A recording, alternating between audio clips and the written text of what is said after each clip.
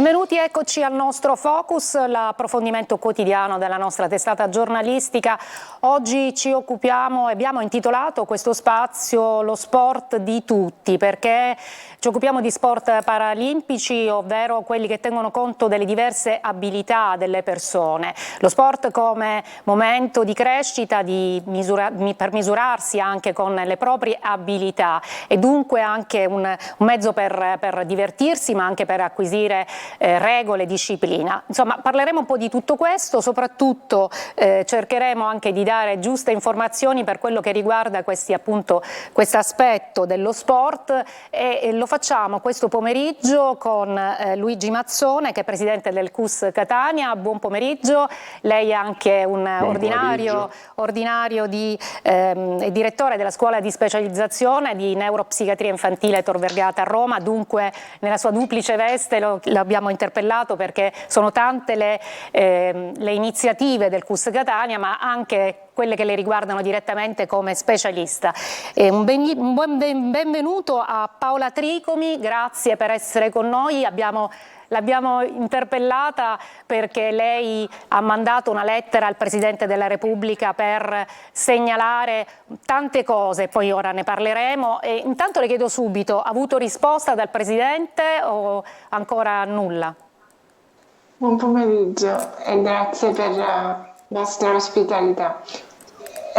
Come di norma accade, il Presidente della Repubblica riceve tante lettere, quindi è necessario attendere il tempo giusto per una risposta. Bene, troppo presto. appunto, non bisogna essere troppo, anche perché lei l'ha inviata insomma da poco, quindi è una cosa diciamo recente. Grazie anche a Giancarlo La Greca, che è il responsabile del centro polivalente Ravanusa, a Ravanusa, siamo in provincia di Agrigento. Buon pomeriggio anche a lei.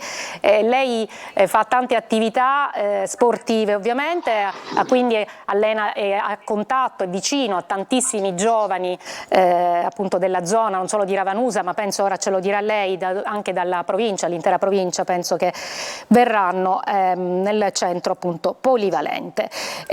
Parlerei e comincerei da Paola Tricomi perché come dicevo lei ha scritto questa lettera al Presidente della Repubblica. Leggo soltanto due righe per introdurla, così utilizzo anche le sue stesse parole.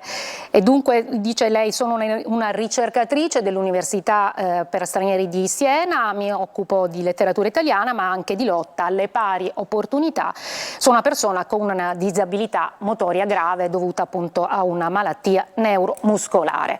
E dunque mi ha colpito molto della sua lettera alcuni passaggi, è anche abbastanza diciamo densa di cose, non è lunghissima, quindi riesce anche a colpire nel segno. Lei dice: le persone con disabilità, se correttamente sostenute dalle istituzioni, sono un'incredibile risorsa per la società come ogni essere umano. Noi tutto ciò lo stiamo perdendo con lentezza e senza accorgerci. E dunque è una cosa chiara e precisa che lei vuole, è un messaggio chiaro che vuole lanciare. Sì, ho deciso di scrivere al Presidente della Repubblica in prossimità della giornata internazionale per la persona con disabilità, perché voglio reclamare e sottolineare il diritto all'autonomia e all'autodeterminazione delle persone con disabilità motoria grave. Cosa vuol dire essenzialmente? Le persone con disabilità motoria hanno obiettivamente dei limiti fisici, ma non intellettuali. E questo talvolta diventa un limite importante alla realizzazione della piena propria persona, che vorrei sottolineare essere, oltre che un diritto essenziale dell'essere umano, anche tutelato dalla nostra Costituzione. Cosa serve per la realizzazione piena di sé? Sostanzialmente serve un diritto all'assistenza attraverso un protocollo unico in tutta Italia che tuteli dei progetti sul modello di vita indipendente, cioè un sussidio economico stabile per tutte le persone che hanno una disabilità grave e che sia coadiuvato, insomma, in qualche modo realizzato attraverso dei protocolli che si adattano alla disabilità. L'obiettivo è il maggior grado di autonomia possibile. Questo No, le dicevo, non la voglio interrompere, però per essere anche più completi, questa autonomia che voi e lei esprime e chiede riguarda un po' tutti gli ambiti della propria vita, dal appunto il lavoro, lo studio, anche lo sport. Assolutamente, perché oggi, come dico bene nella lettera, che vorrei sottolineare essere diventata una petizione, che potete comodamente trovare su internet, ha l'obiettivo di mettere al centro la persona con disabilità, che oggi, per fortuna, ha enormi strumenti per esprimersi e per realizzare sé. Pensiamo a computer, software, tecnologie avanzate e la stessa sanità. Ma a fronte di questo non c'è un supporto all'assistenza valido. Quindi ci sono persone come me e come tante altre che io conosco che fanno cose straordinarie, però come?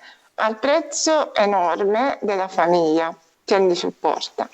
Però la famiglia non sempre può continuare questo supporto per ovvie ragioni di età, di malattia, di salute, e quindi è necessario un intervento dello Stato che in maniera organica e con una legge unica possa tutelare il diritto all'autonomia.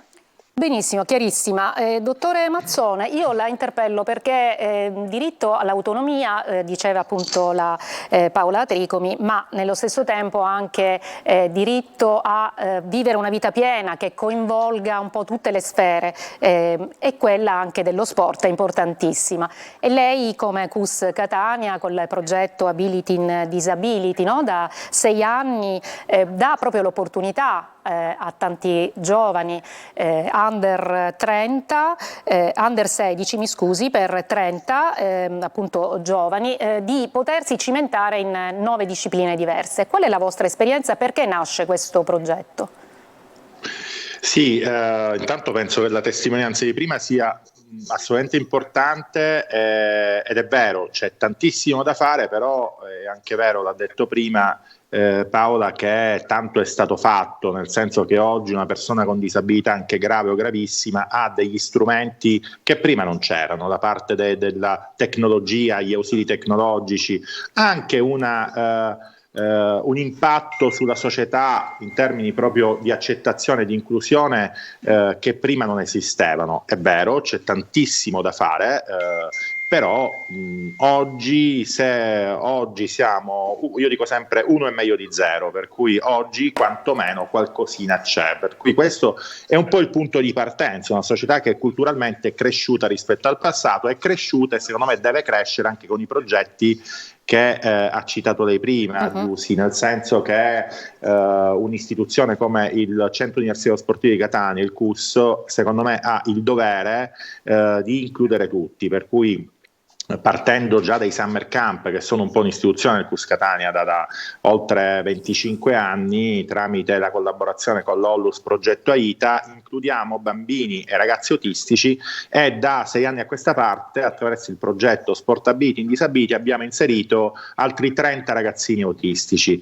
Certo, non è abbastanza, 30 è poco rispetto a quella che è l'utenza, rispetto a quella che è la richiesta. Ogni tanto mi arriva un'email di genitori e mi dicono, non dico recriminando, ma dispiacendosi che perché magari mio figlio non è stato inserito. Il problema è anche della sostenibilità economica dei progetti, perché come dicevamo prima, se non ci sono non c'è un impegno governativo a una sostenibilità economica, il tutto diventa molto più difficile. Includere 30 ragazzini autistici nelle attività del CUS significa prendere 15 tutor, significa un investimento economico maggiore, e non sempre noi come CUS lo stiamo facendo, perché secondo me è anche una mission del CUS, ma io mi metto in tante società private che magari sono anche delle società a conduzione familiare. Come fanno a prendere 1, 2, 3 ragazzini con disabilità e includerli pagando degli istruttori in più per quell'inclusione? Ecco che allora i progetti, oltre che avere il cuore è scontato, lo devi mettere, ma ci vuole sostenibilità economica, e la sostenibilità economica ce l'hai con i progetti. Allora a questo punto io rivolgo questa domanda e qual è l'esperienza di Giancarlo La Greca, che è appunto responsabile di questo centro polivalente a Ravanusa, siamo in provincia di Agrigento, e quali sono le difficoltà che lei incontra? Perché lei accoglie tanti giovani e tra l'altro ci ha mandato anche dei video molto interessanti che ci fanno capire come veramente le abilità sono sempre diverse. Quella bruttissima parola normodotati non vuol dire nulla se noi guardiamo le immagini che ci ha inviato, e soprattutto ci dica qual è invece la vostra realtà. Assolutamente, intanto buonasera a tutti, complimenti anche all'attività del Cuscatania che seguo da tanti anni, tutte quelle che ha detto il collega, e poi mi collego anche con la lettera di Paola che condivido pienamente, ma nello sport per fortuna l'attività sportiva paralimpica e i servizi hanno un'altra marcia in più. Un'altra marcia in più frutto della riforma dello sport paralimpico voluta dal presidente Pangalli, che ha fatto sì che qualsiasi famiglia che abbia un utente, qualsiasi situazione dove ci sia un ragazzo con disabilità, sia messo in condizioni di praticare una qualsiasi disciplina sportiva. In questi anni ce ne sono stati traguardi raggiunti dallo sport paralimpico, ma non solo un'opportunità solo di fare sport a un ragazzo disabile, ma anche si è trasformata in una opportunità di un riscatto, un'opportunità di civiltà per il ragazzo, oltre al riconoscimento dei gruppi sportivi militari. Questo è frutto pure di un lavoro certosino nel territorio, di un lavoro di sinergia fra enti pubblici e fra federazioni, cosa che funziona. Cosa dà lo sport oggi, ragazzi?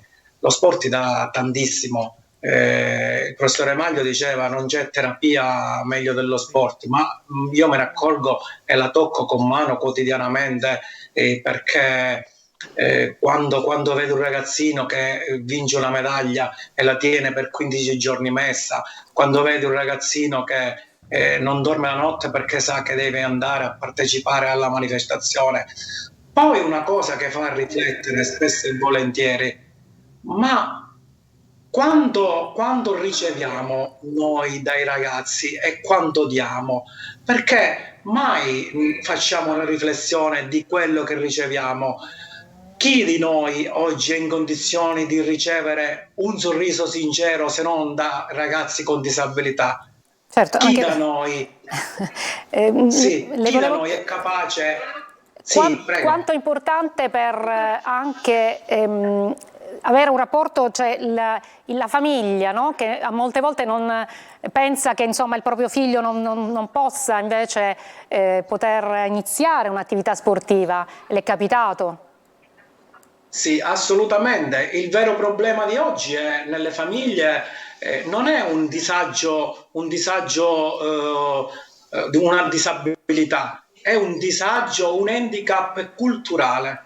Bisogna cambiare la cultura delle persone, perché succede l'opposto in una frazione di tempo, l'opposto, che appena un genitore conosce la realtà di tutto lo sport paralimpico e poi vede i risultati che in tempo reale, nel giro di qualche mese, riesce ad ottenere il proprio figlio, si rammarica dicendo perché non l'ho fatto prima, ma mio figlio lo sapeva fare, io non lo sapevo. E questa è la cosa che più mi dà un dolore, veramente, sapere che tanti ragazzi possono fare tutto e le famiglie sono convinte che non lo possono fare. Noi dobbiamo essere bravi nel divulgare questa cultura dello sport paralimpico, perché ci sono i mezzi, ci sono le federazioni, certo, ci sono le classificazioni, c'è una struttura dietro ormai molto imponente. Benissimo, una brevissima pausa, torniamo poi subito dopo in studio.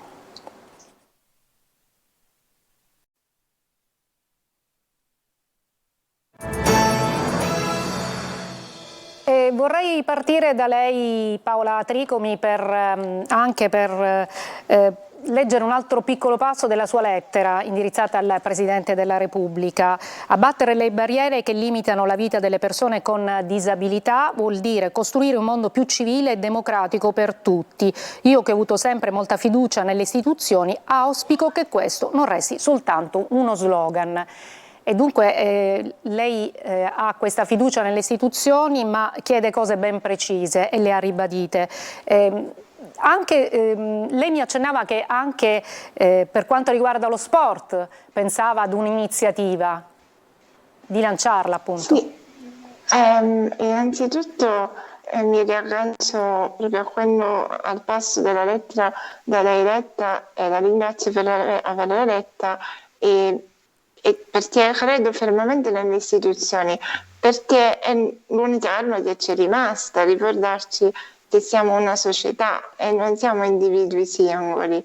E mi riaggancio anche a quanto è stato precedentemente detto dalle altre persone che sono intervenute.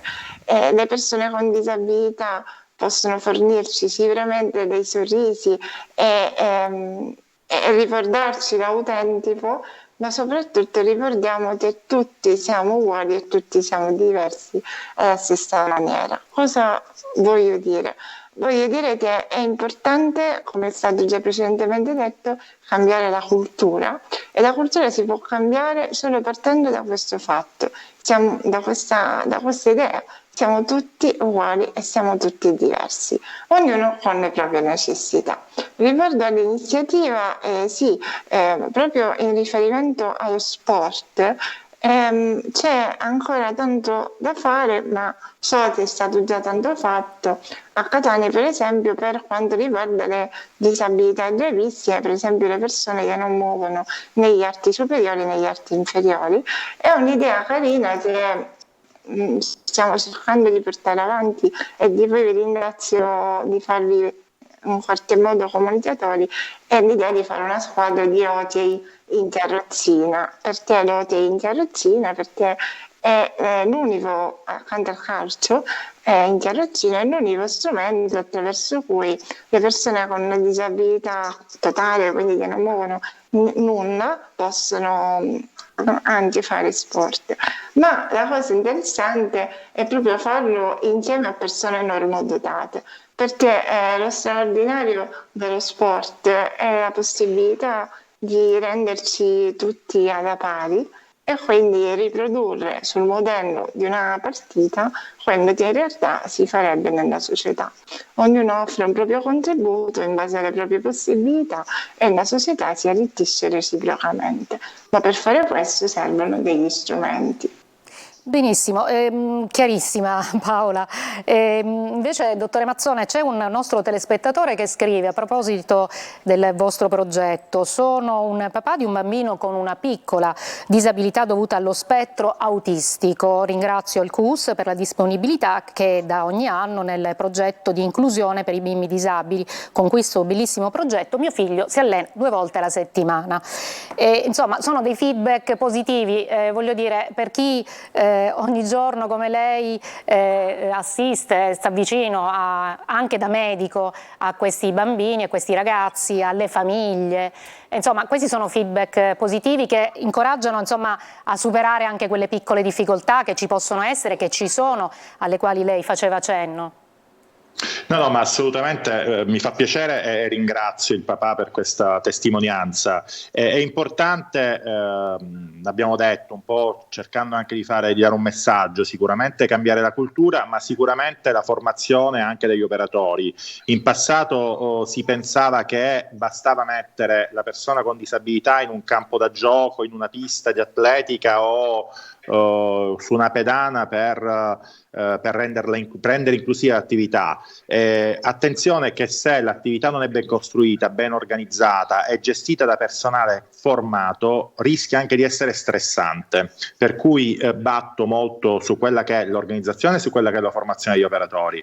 Lo sport non è terapia, è però una grande attività che può dare grandissimo benessere e implementazione della qualità di vita, aumenta l'autostima, aumenta l'immagine fine di sé, aumenta e fa vivere delle emozioni importanti, no? Sperimenti delle emozioni che altrimenti non riusciresti a sperimentare.